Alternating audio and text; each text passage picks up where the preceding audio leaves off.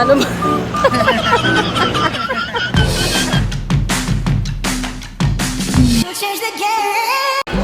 Hi guys! So ngayon, magla-lunch muna kami dahil hinihintay pa namin ang confirmation ng ating cashier. Ayan si Clyde. At ito po ang aking magandang ka-group. Ganda-ganda niya. Grabe. Ayan po, medyo marami din po nag-i-release ngayon dito sa ating dealership. Ayan si Ate Abby, nag-i-release din siya. Ayan po siya, nag-i-release po siya. Nag-aalaga po kami ng baby. Bili na po kayong kotse. Pwede po kayo magdala ng baby. Kami po mag-aalaga.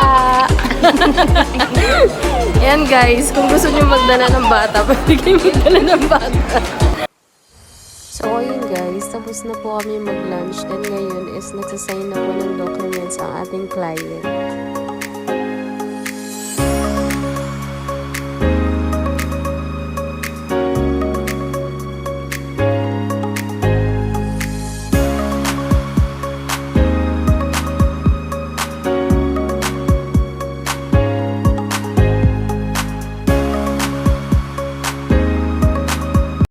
So, ngayon nandito po tayo sa stockyard. Kung saan naka-stock ang ating mga unit. So, check natin guys kung naka-car wash na yung unit ni Sir.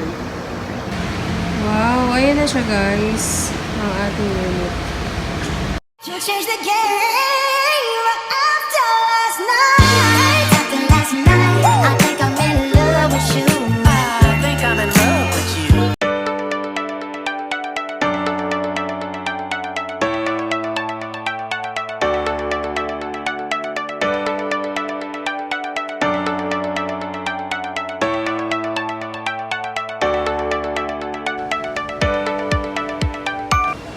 Ayan, okay na yung unit ni Ma'am and Sir.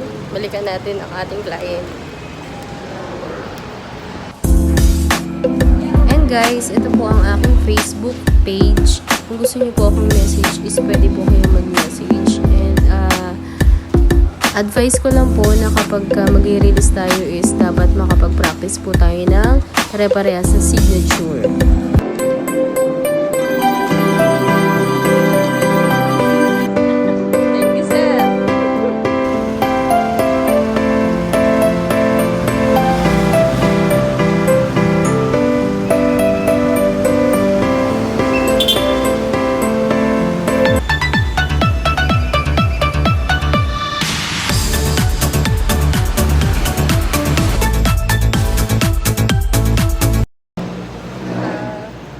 Paano ba? Ano masasabi niyo sa transaction natin, Sir? Maraming salamat po. Salamat po sa support. Ito po yung unit na gusto namin. Oo, kahit medyo naghintay ng... Ilang araw tayo naghintay ng unit, Sir? 2 days. 2 days na kumanda na natin yung G4 GLS. Thank you, ma'am. Ingat po kayo, ma'am. Thank you, ma'am. Thank you, sir. Thank you. Salamat. Ayun guys, sa lahat ng mga nanood, maraming salamat po sa inyong suporta. And sa mga interesado po na gusto magpa-quote dito sa ating unit or kahit na anong unit dito sa Mitsubishi, ay pwede po kayong magpa-quote or mag-message po kayo dito sa aking Facebook account. Pwede po kayong tumawag, mag-text po ako and sasagutin ko po lahat ng mga katanungan nyo about po sa ating unit. Di lamang po, maraming salamat. Thank you guys!